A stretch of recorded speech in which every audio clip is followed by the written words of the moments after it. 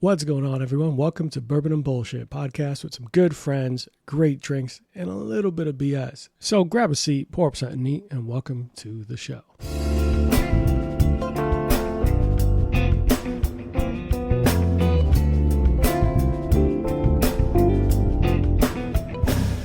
All right. Welcome into the show, everybody. Today's episode, this is going to be very specific and spot on for what our brand is. So we had someone reach out, and this is something I've actually always wanted to do. Today on the show, we have Sam Futterman. Did I pronounce that correct? Yep, you got it right. First time. He is from Bourbon, Curations.com, correct? Yep, you nailed it. Perfect. So he actually reached out, but this is something we've always wanted to do, as you guys already know from every time you've listened. I've gone to Kentucky multiple times. It ended up having tons of fun. And out of every time I went out there, the best experience was when I let someone else do the work for me. So this only made sense to eventually have someone like Sam on. So I'm glad that we were able to cross paths. How are you doing today, Sam? I'm doing great. Yeah, thanks so much for having me there. Excited to be here.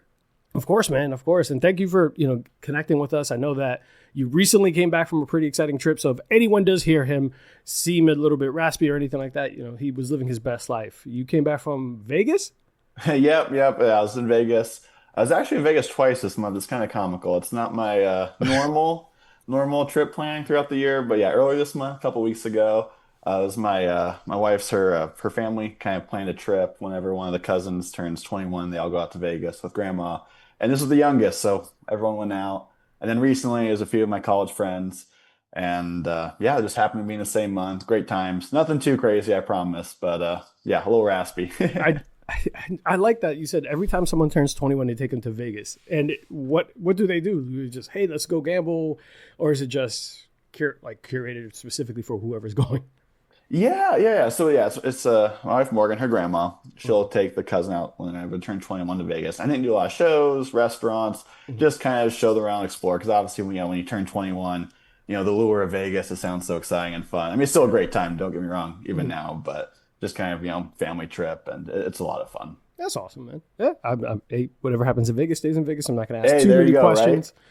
But I've actually never gone to Vegas. I have plenty of friends who have wanted to take me, but there's me and the blackjack table is probably not the best situation. No, I get you. I don't do a ton of gambling myself. I played some poker, like Texas Hold'em and sports betting, but mainly did shows, restaurants, walking around, stuff like that. Yeah, I mean the food. I hear so many great things about the night, obviously the nightlife, but the normal nightlife, the actual restaurants, the actual places. Right. Yes, exactly. Not just the touristy places. I hear a lot about just in general. It's a great place to eat and to enjoy local stuff.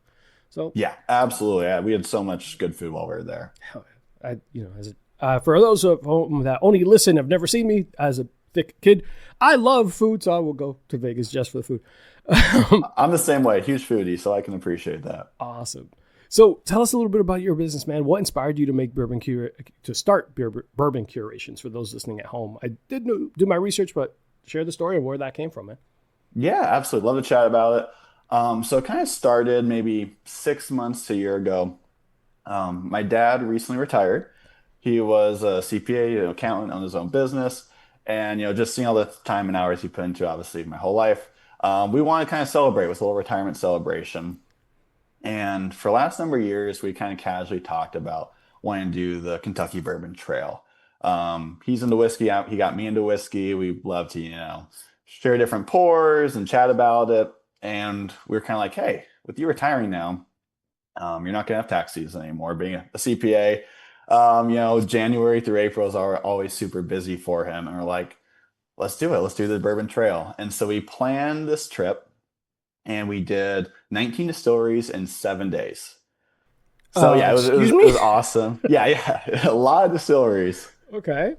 And planning it, you kind of go on these different distillery websites, and you see, okay, they might have 6 different tour options, and each tour they might offer, a more popular one might be a dozen, 2 dozen times a week, but some of the more exclusive tours that have maybe higher price tastings, or they give you a little bit more behind the scenes looks. Mm-hmm. They might only offer that tour 1 time or 2 times per week. Okay.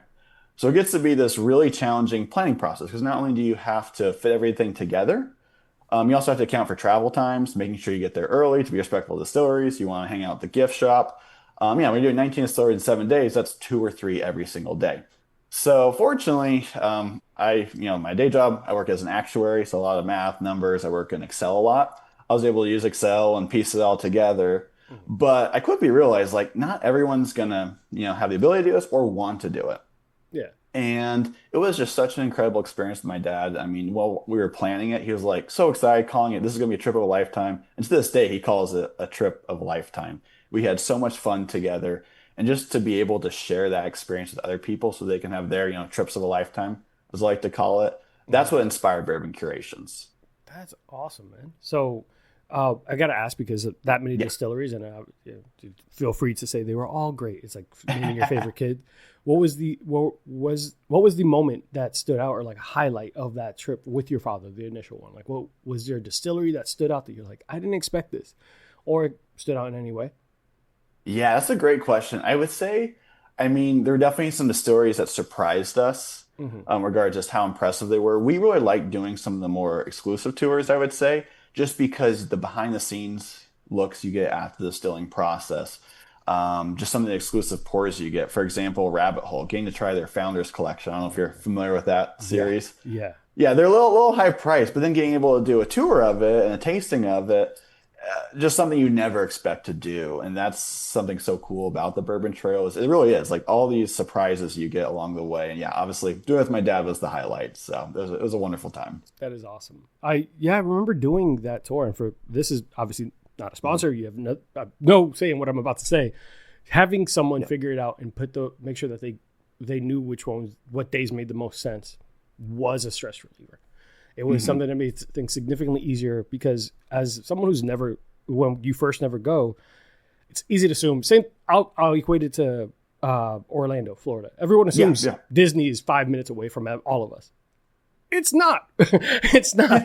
It's like 45 minutes away from where I am, let alone from where Right. a tourist is coming to. So just that familiarity and someone who's done the research and knows all this and these things that you don't think of unless you're one of those people, like you said, who is, planning the trips and Excel spreadsheet and timelines and agendas Hmm. and all that. Unless you're that person, you're gonna make some mistakes. You're gonna so Yep. going to Kentucky, you don't really understand right away that not everything is right there in Louisville. Oh Yes. no, I mean there are a lot of days we'd be driving, hour each way, Mhm. and that was the lowest amount of driving we could do. Mhm. It's crazy. Yeah, you do not expect it. Not at all. And some of the highlights for me was like obviously the Old Foresters, Oh Michter's, yeah. some of those because those you see them in the city, and I'm expecting they're not going to be that great and grand. Hmm. Then you get in there, it's like, this is a facility. This is not. Right. This site seems like a very small built. No, this is massive. This is great. So they were very pleasant surprises, to say the Yeah, least. absolutely. So you did this retirement celebration with your father, and then how quickly after were you like, hey, this is what we got to do? Was it just immediate, or was it just what? It was pretty immediate, and actually, some of it I would say was before the trip too. Okay. Just knowing that, like I said, it was that planning process was kind of just light bulb moment went off, Mhm. and then it was talking with people about this trip, while we were planning because it was definitely months of planning. Mhm. And everyone that I talked to that's in the bourbon and the whiskey community, great community, first and foremost. But everyone was just like, "This sounds amazing. I want to do it. Yeah. I want to do it." And like when it got to just not just be a handful of people, but just a dozen plus different people that I told this trip to, Mhm. everyone was just like, "I want to do this. I'm gonna start planning it." And it's just like, wow, okay, there's obviously a demand for this. People want to do this. And then myself, I've always been really interested in startups and tech and that world. College and everything, I did a lot of computer science, entrepreneurship, innovation, those type of classes through the program I did.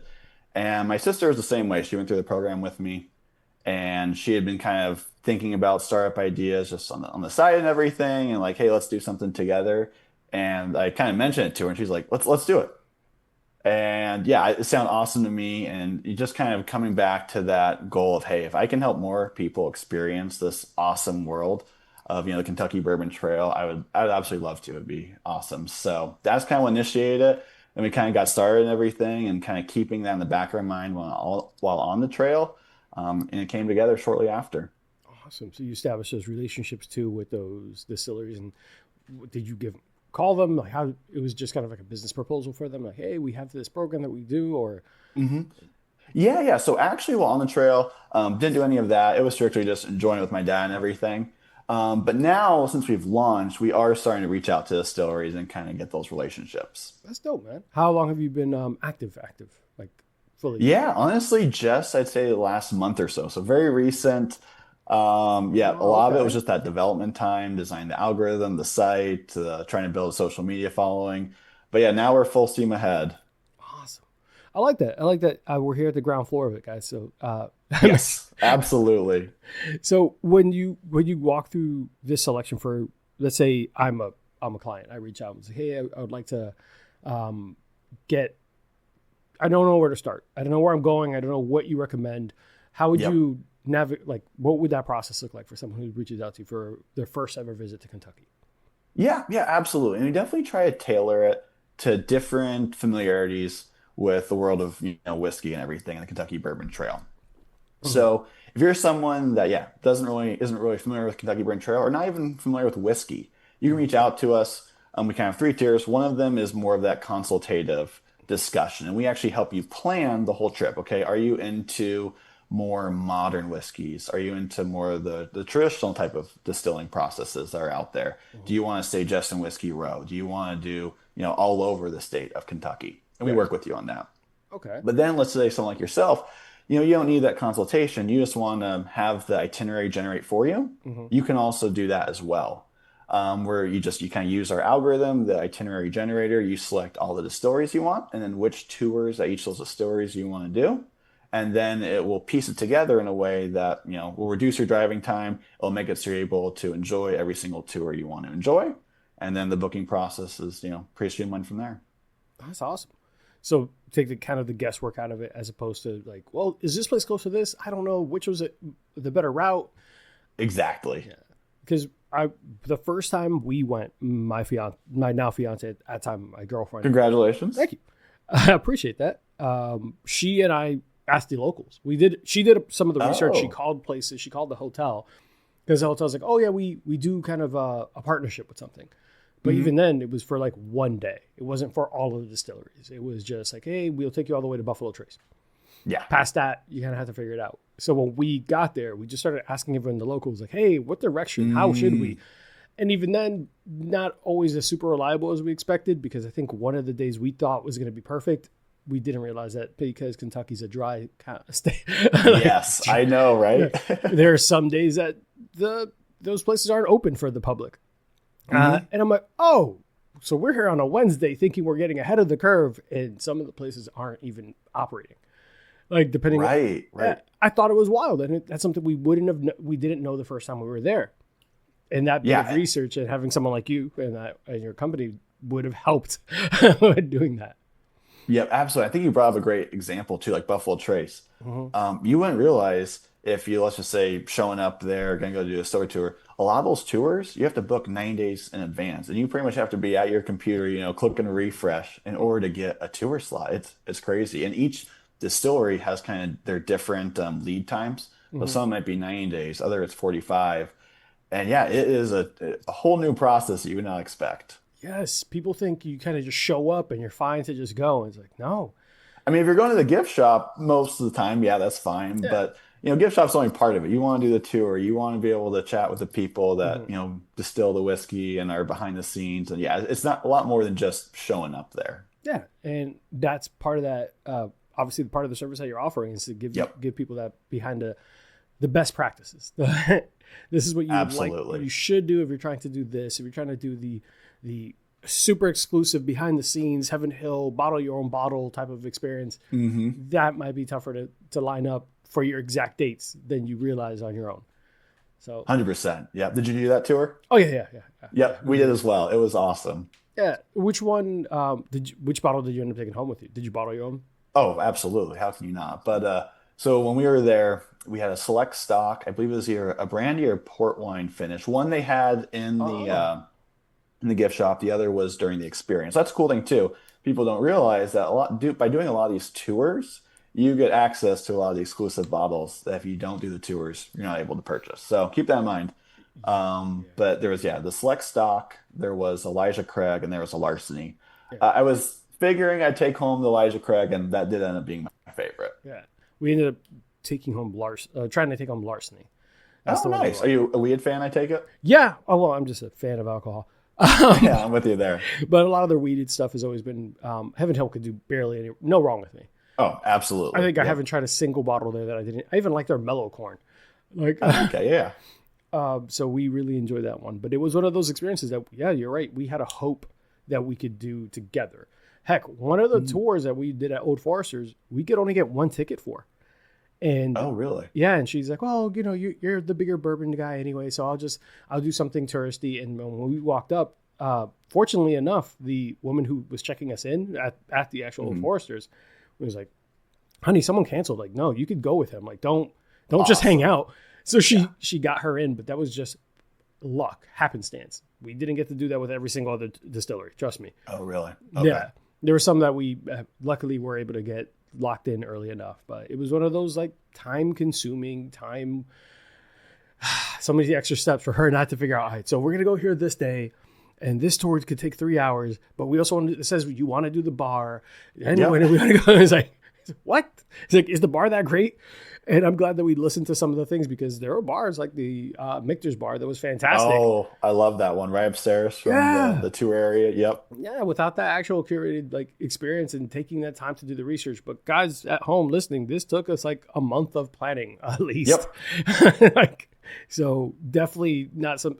As I'm making it sound easy, no, that was a month of us going back and forth, hoping that things would fall into place. So, but awesome, man. So, and you've been doing this pretty for the last month and curating these experiences. When you walk through that selection process, depending on who it is, let's say they're a complete rookie. What would you recommend for someone who's coming in for the first time and being like, hey, this is what you should do. I'm here for a 3-day weekend. Like, let's say something like that. Absolutely. So I guess first I would ask, what is your familiarity with the whiskey world? Yeah. Is there certain type of whiskeys you like? Is there brands that you're familiar with? They, If there are, I would definitely lean towards that. Mhm. Let's just say someone, knows Maker's Mark. That's a very popular one. Mhm. When you research Kentucky Bourbon Trail, the campus is beautiful. You got a lot of water and, the grass and the landscaping is beautifully manicured. Yeah. Oh, God, yes. Right, right. Absolutely. Yeah. So, so if there's any distilleries they're familiar with, I'd say let's lean towards that. Mhm. And then I would say, okay, let's look at distilleries near there. Because, no one wants to be driving all day long. Mhm. So if we can reduce that, we're going to try and do that. And we also want to look at, okay, let's get a variety. There are some distilleries that are going to be more, or tours, I should say, that are going to be more outdoors, walking, showing you the campus.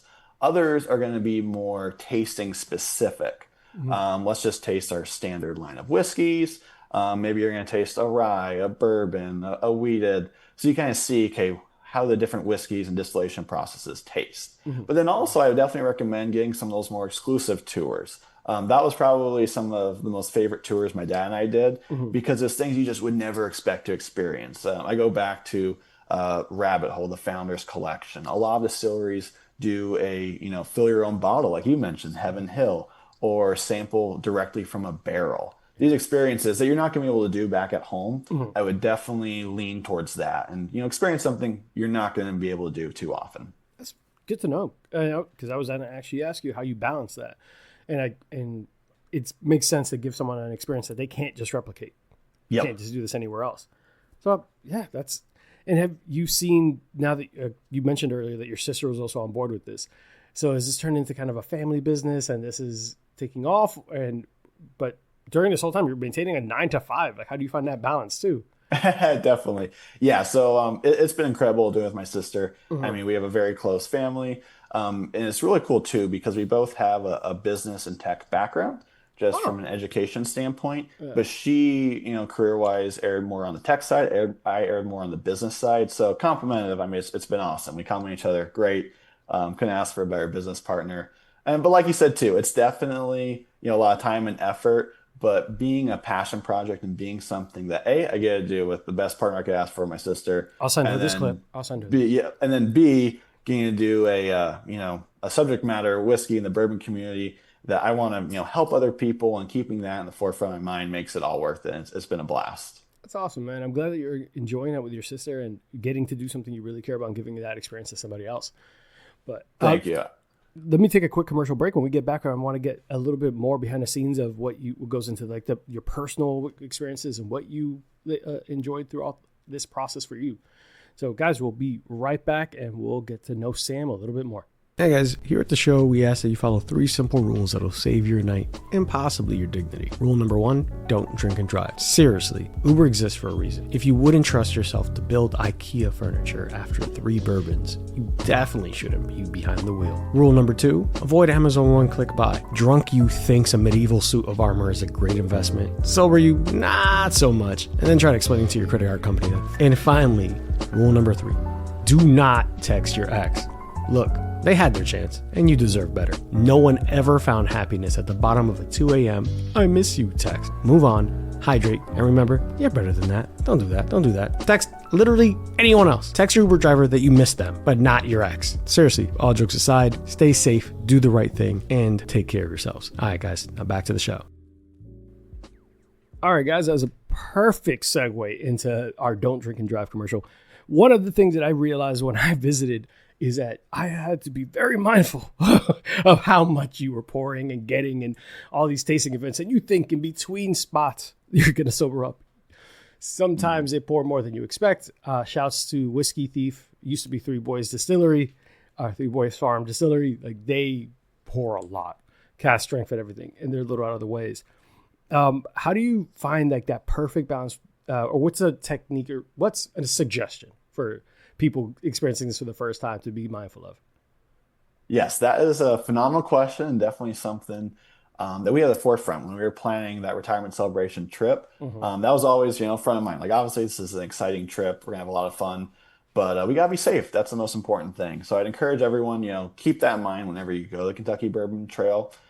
Everyone is different too. Just because something works for me or yourself, Arthur, it might be different for you. So always remember that as well. So, we consider a lot of things. Number 1 is you can only do so many distilleries a day, like you said, Arthur. And even if you go on the Kentucky Bourbon Trail's website, they recommend, 3 max, okay? And I would say keep it at that 1 to 3 range. There's only so much tastings you can do without having a few too many.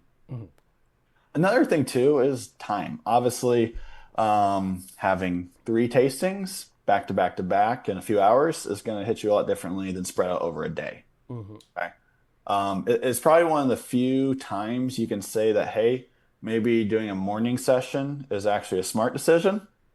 I know it sounds weird to say, but yeah, doing something at 9 and another something at 9 a.m. and then 5 p.m. is going to probably be a lot safer and better for everyone than doing something at 1 and 2 p.m. back to back. So keep that in mind. Yeah. And then also I would say consider proximity to your hotel. When we were planning our trip in February, that's when we did our retirement celebration trip. We aimed to have the final tour of the day, especially when we're doing 3 a day, be within walking distance to our hotel. So we didn't even have to worry about it. That was the last distillery of the day. We could walk from our hotel, walk back. If we wanted to go to the bar, we could. Didn't have to worry about it. And speaking when you're at the bar, I definitely recommend if you have further distiller or more distilleries in your day, maybe you're a second or third, maybe don't do the bar, extra drinks and everything. You can always drink more at the end of the day. You can't take it back.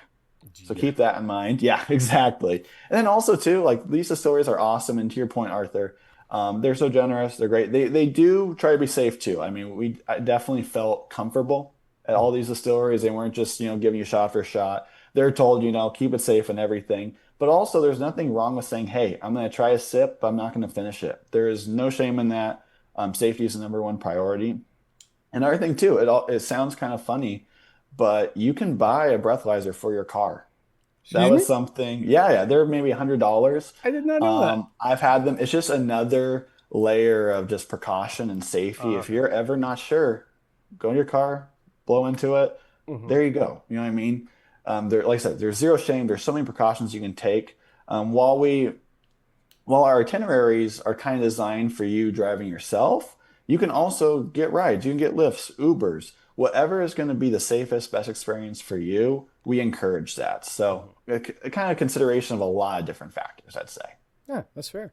And One of the things we did for the very first one was when we did do all of, we stayed in Louisville. We stayed at the Galt, downtown Louisville. And you already know the Jim Beam experience, Old Foresters, Yep, Victors, love that one. Peerless. All this is kind of in one stretch of road. So we walked there and then Ubered back. Because by the time we should not have been walking, it was at the end. It's like, we'll Uber right back. And it was a great experience. And to your point, getting there when it opens, it sounds crazy on a regular basis. Like, we should start drinking at 9 a.m. for safety. Right. I know. To be safe, let's start at 9 is not nothing. It's not something that you normally say. Right. Yep. But in this kind of like this world, that vacation world, it makes more sense to start that early. Yep. It is funny though, because I remember we took our friends the next time around and we warned them, like, hey, you're going to be drinking all day. So you need like a hefty breakfast. They're like, oh, yes, blah, blah. Like there was like just protocols that we already knew. And they were like, oh my God. Afterwards, like, oh my God, thank God we took naps at the end of it. Thank God that we did all this. It's like, yeah. You would have died. We would have all been a mess. Right? And it's funny you mentioned that. Yeah, we only considered hotels that had included breakfast for that exact reason. Even better. Not just a little box of cereal. No. I load it up. 100%. And this is not taking a shot at those hotels, but a little bit of a shot. If you're going to don't just give me a little box of cereal. Right. And send me on my way. Evil.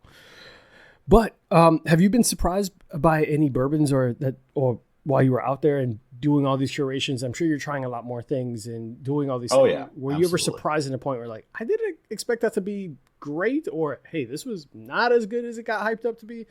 Or if you don't want to say that, that's fine. Oh, no, absolutely. I would say, one thing that really stood out while on the trail is how much barrel proof entry mattered.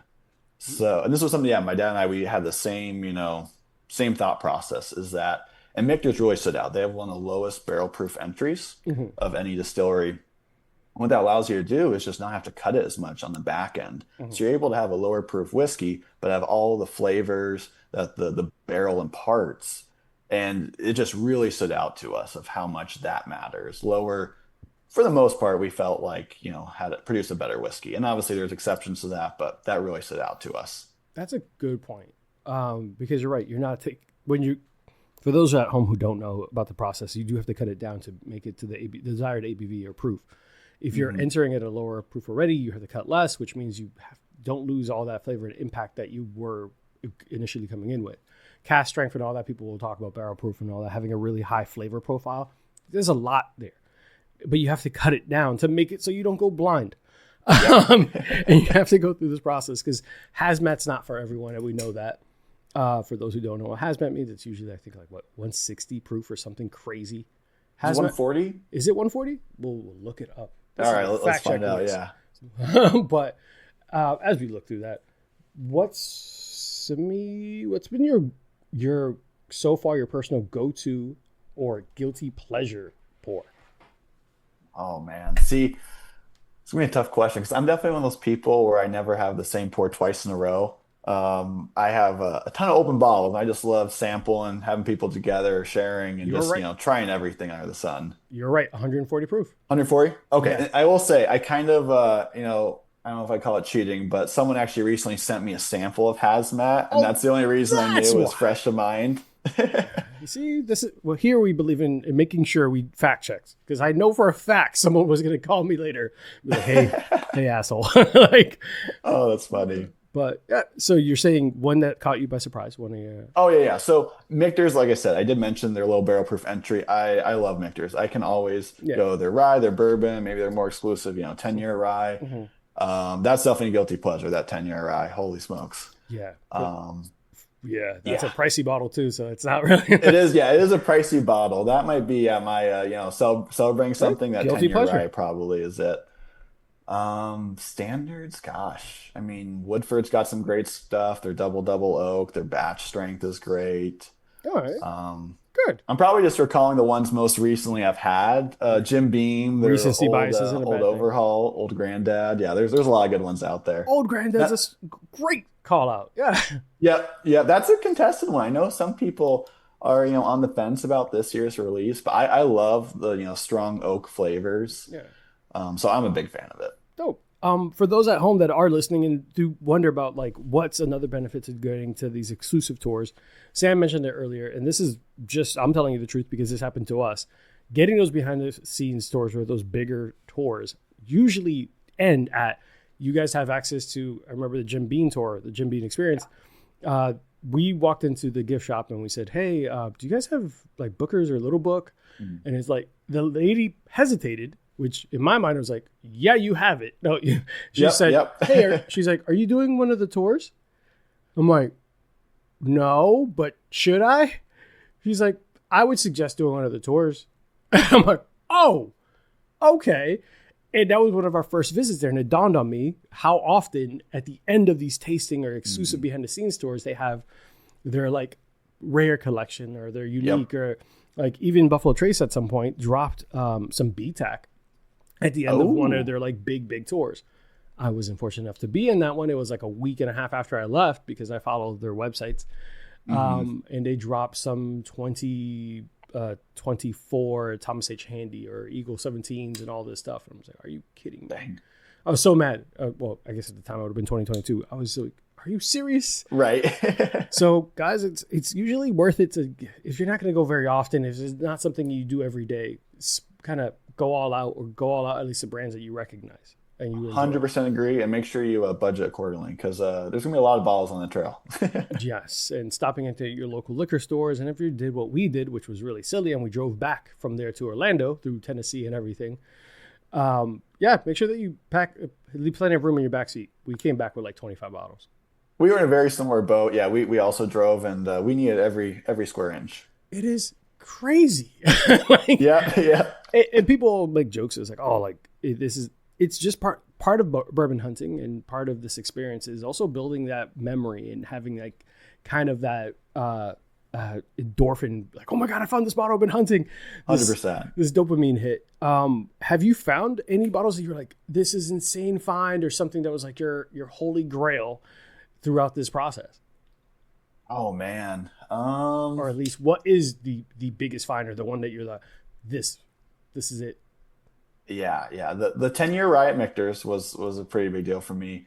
One more recently, actually, coming back from the trail at our one of our local liquor stores here in town. It was a Total Wine. Shout out to Jim, the store manager there. He's a great guy. We're good friends. It was actually a Jack Daniel's 12. I was pretty stoked to be able to get that bottle. Nice. Not on the trail, but just a great bottle. Pretty popular right now in the bourbon world. Yeah, which is interesting as it's Tennessee whiskey.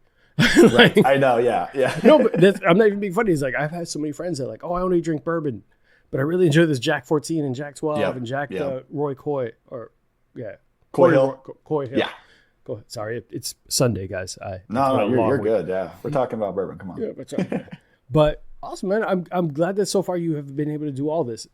And what's been your favorite connection or moment with a fellow enthusiast or like a customer so far?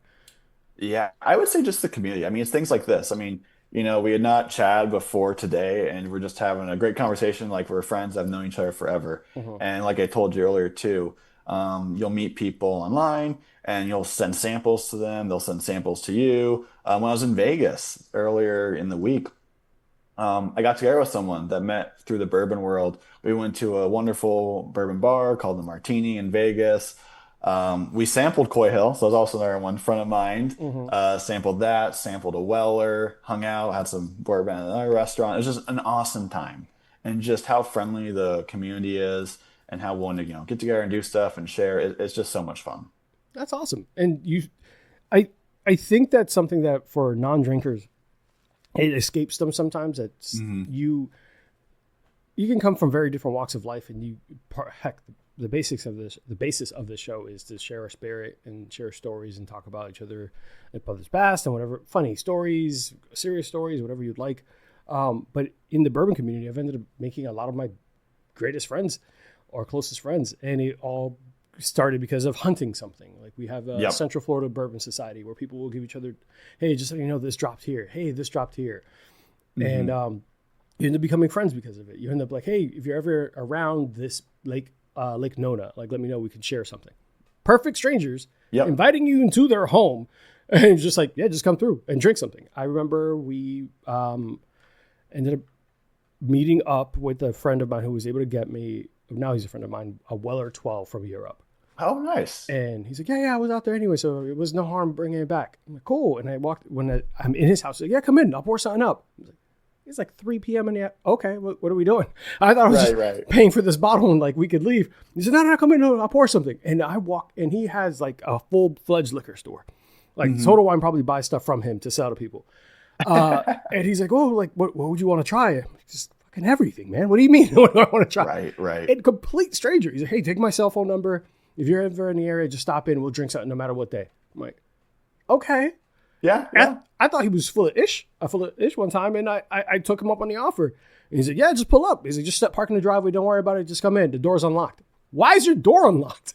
Right, exactly. Why are you telling this to what it was still a stranger? He's like, hey, sit down, man. I got some nice glasses from Aged in Ore, or like all this stuff. It's all right.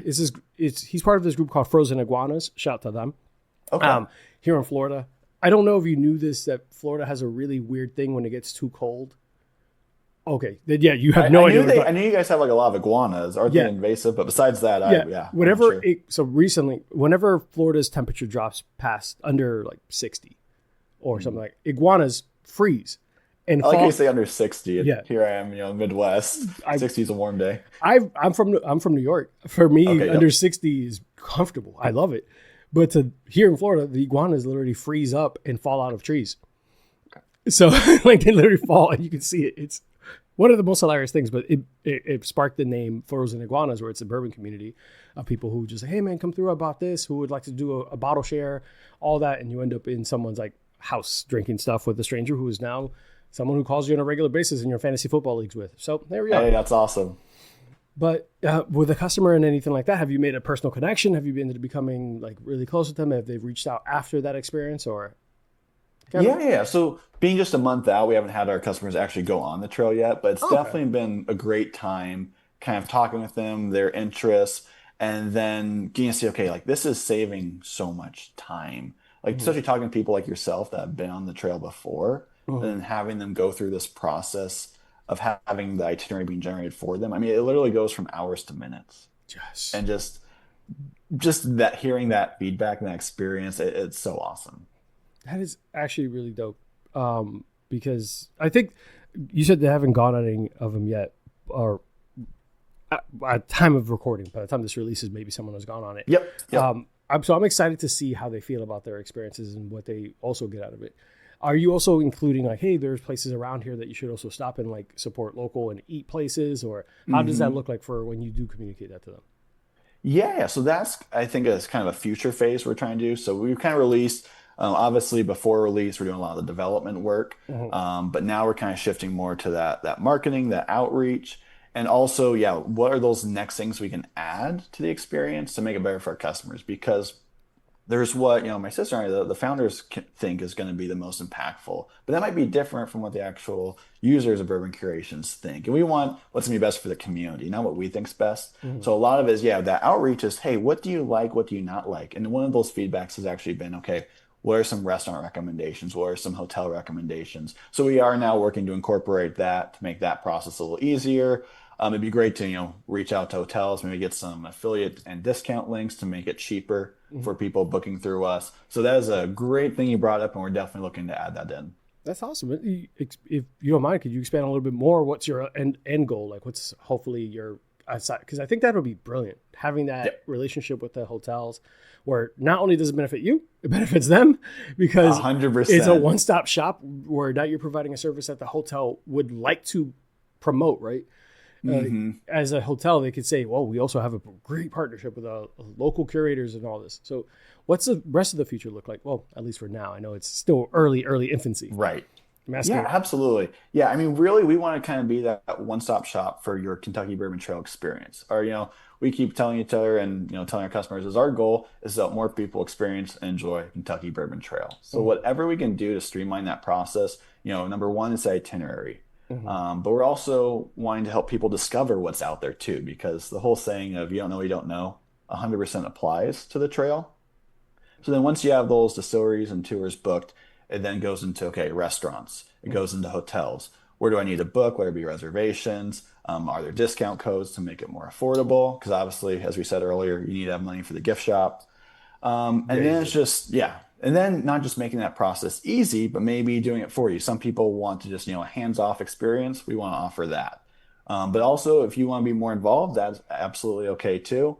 And then just, yeah, streamlining that process so it's a one-stop shop. You can have a, hours-long booking process be condensed into a mere minutes. Yeah, and building that relationship with the distilleries probably can also give you some exclusive access to some things that would be pretty awesome. Yep. I mean, I was gonna say, I'm pretty sure everyone in the community loves a good exclusive bottle.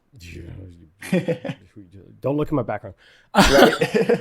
Guys, we're going to take one more commercial break, and when we get back, we're going to wrap up and going to get to know Sam and see what his Mona Lisa, deathbed cocktails, and a couple other questions that we'd like to ask some of our guests. Be right back, guys.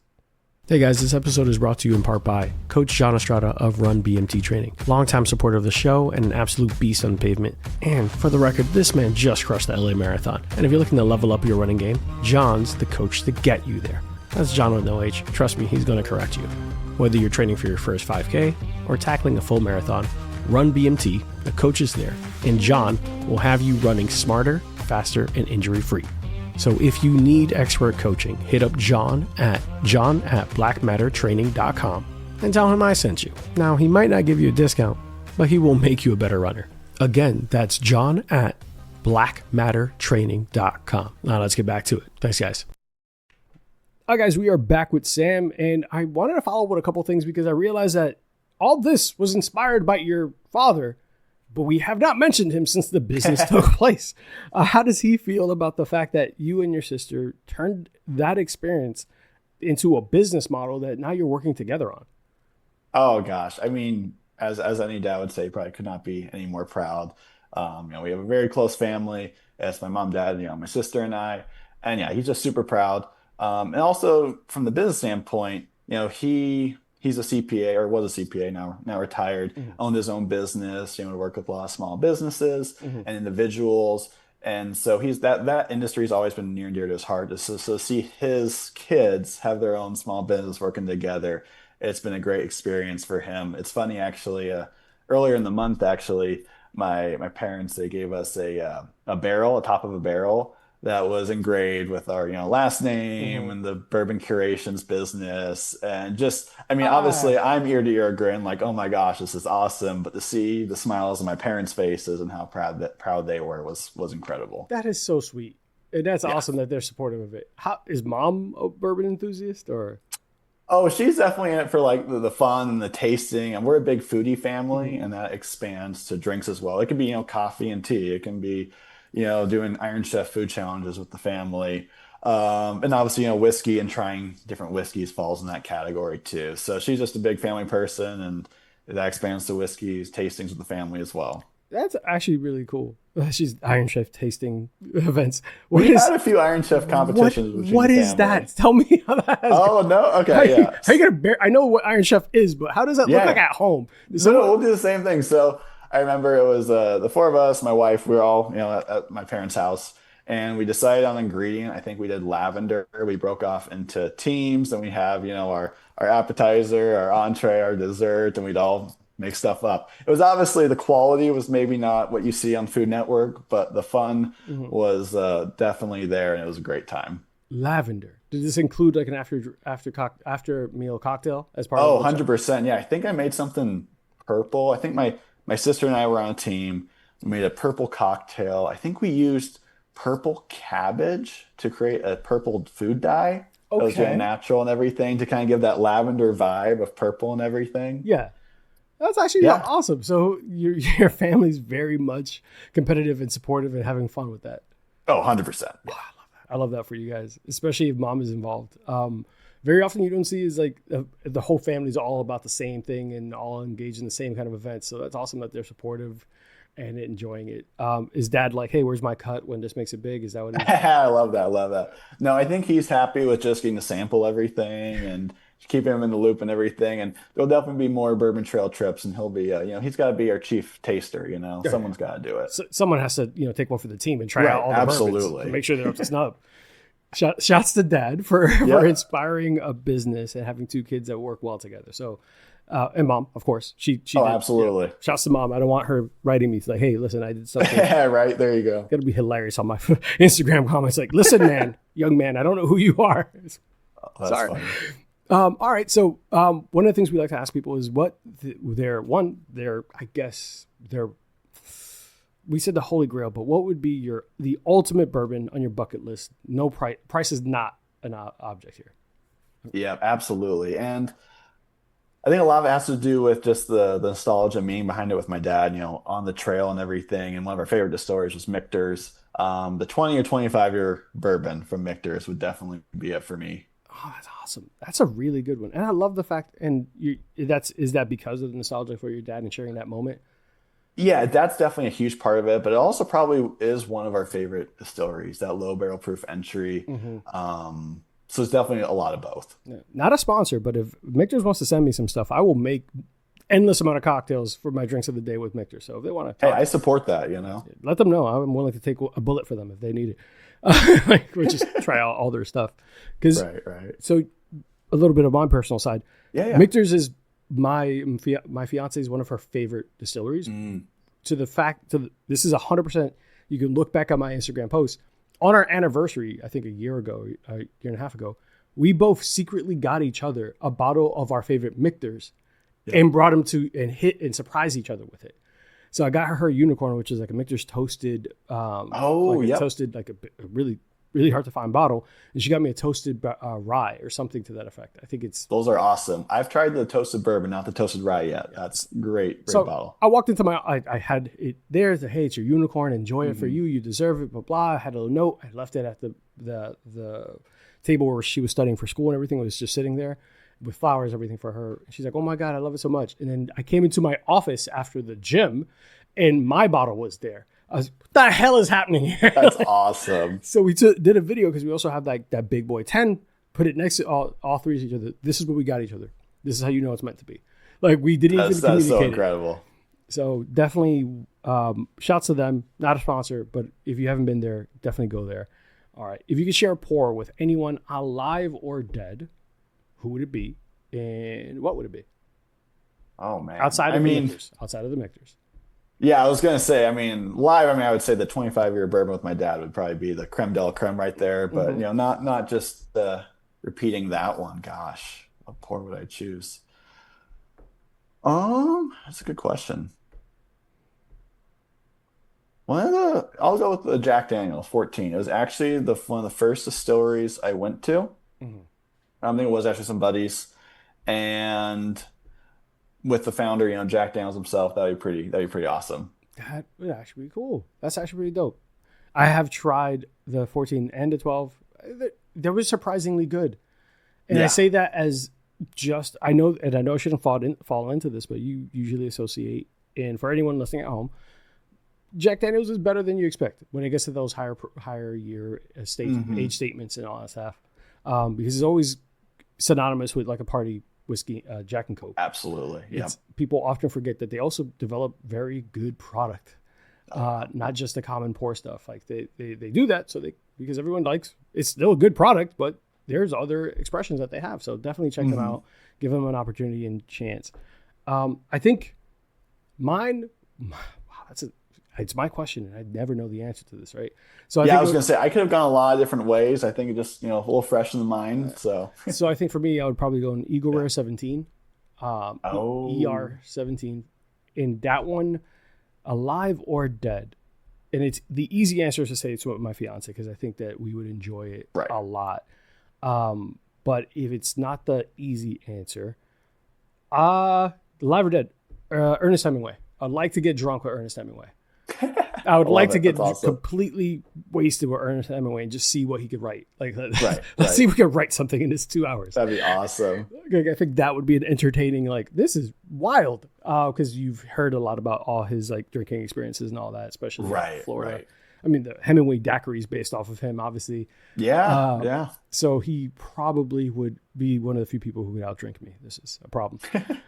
All right. Well, as we close out, tell us about the rest of your business, the options for everyone, and where people can find you, and what that looks like, and how fast. Just walk us through it. Oh yeah, absolutely. So yeah, our website is bourboncurations.com. And then our Instagram handle on social media is at Bourbon Curations. So pretty straightforward there. And I definitely encourage, reach out, whether it's through my email, which is on the Bourbon Curations website. It's just sam@bourboncurations.com. Direct message us on Instagram. I'll be the one responding. Like I said, it's a family business. So you'll be talking to an actual person. We always love feedback. I mean, whether you're a customer or not, things you like, don't like, that you'd like to see in the future, we'd love to hear that. Even if it's just a chat about bourbon, we always love to chat bourbon. Mhm. And then regarding the 3 tiers that we offer, for those, bourbon enthusiasts, we have just the itinerary generation where you select your distilleries, your tours, and it generates however many itineraries you want. We're able to save those off for you to keep them stored in case you're not sure what itinerary, what type of trip you want to plan. We then have our second tier where we have the same itinerary generation process, but then we book everything for you. So you're hands off there, don't need to worry about that, saves you a lot more additional time. And then the third option is the same as the second one, but also those consultative meetings. We talk things through with you. Okay, what type of distilleries do you want to visit? Maybe what tours fit best with your taste, your schedule, and so on, and really have that kind of, white glove experience. Yeah, that personalized one-on-one, yeah, that could be very helpful, especially when people who don't know what they're going want. There's so much information online. You could be inundated quickly with over presence with all this like different opinions and everything, and yeah, it's going to be overwhelming really quickly. So that's definitely awesome that you offer that. You and your sister are the ones who do it mainly, or is it? Yep, it's just us actually. Yeah. I mean, Pops is going to get involved. Pops at some point. Oh yeah. Well, awesome, man. Well, I'm glad that we connected, got to know more about your business, the organization, and everything that you're. I'm really excited to see where you guys are going to be in a couple of months, and I would like to check back in with you if you're open to it, to have kind of a like where are they now type of thing, and see how those curations have gone, and have you made those changes and work towards those like extra experiences. Oh yeah, I'd love to. That sounds awesome. I mean, definitely love to. And if anything, heck, I might send you some samples of stuff that we got here, like /distillery and some of the things that you might not have out there.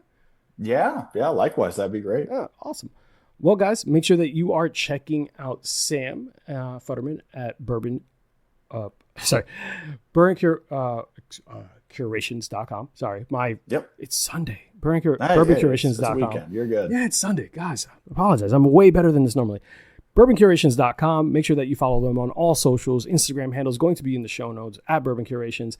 Shoot Sam a message for even questions, just experience to kind of get an idea of this is something that's going to work for you. I, for one, loved going during October and September because that felt like that. Not only was the weather better, you're not worried about any of the rain, and our thoughts are with everyone out in Louisville and Kentucky that will experience all those tornadoes and those storms. We actually opened our conversation discussing that and thinking about them and everything that they went through. Buffalo Trace Distillery was underwater for a little bit, flooding, and Kentucky keeps getting bombarded with random weather. But if you are going to visit, I always encourage people to visit during October, September, give or take. It's not super hot. They do typically, I think October is bourbon month, or September. Every other calendar has a different month for when bourbon month is, or National Whiskey Day or Worldwide Whiskey Day. The calendars are made up. Don't worry about it. But every time I've gone there, they've been releasing new things during that time. So it's just what worked out for us. Encourage you to reach out to Sam. I'm sure he'll be able to give you a lot more in-depth detail than I can. For those who are enjoying everything we do, right now it's still at Bourbon_and_BS. It's going to be Last Call Pod pretty soon. So we'll put that in the show notes. For everyone who's been following us through this journey, we're refining our brand a little bit to ensure that everyone feels welcomed. And it's not just bourbon and whiskey, even though that is our favorite spirit. But, sometimes variety is the spice of life. You might, other than vodka, that's just what we, put in hand sanitizers. Sorry for vodka drinkers. It's not my fault that you picked a bad spirit. Guys, make sure you like, subscribe. Of course, give Sam and everyone a follow. Sam, anything else closing before we go? Any shout out from mom, dad, significant other? Sure. Shout out to the family, wife, everyone involved. And this has been an absolute pleasure. So thank you as well. Absolutely, man. Guys, we will see you all next week. Stay safe. Don't drink and drive. Don't do anything silly. If you're going to be on Amazon one-click buy, let me know what you're shopping for because I need some more equipment. Bye, guys. Hey, guys. Today's episode is brought to you by Burn, Termite, and Pest Control. I first met Joe Byrne on Full Frontal Nerdity Show and decided to give his company a try. They have been the best pest service I've ever had. From flexible scheduling, attention to detail, fair pricing, and everything you love about a small business, I highly recommend Joe Byrne and Byrne Termite and Pest Control. It's a family-owned and operated business with over 30 years of experience in termite and pest. You can reach Byrne Termite and Pest Control at 321-297-7985. Once again, 321-297-7985. And let them know Bourbon and Bullshit sent you. Thanks, guys. See you next time.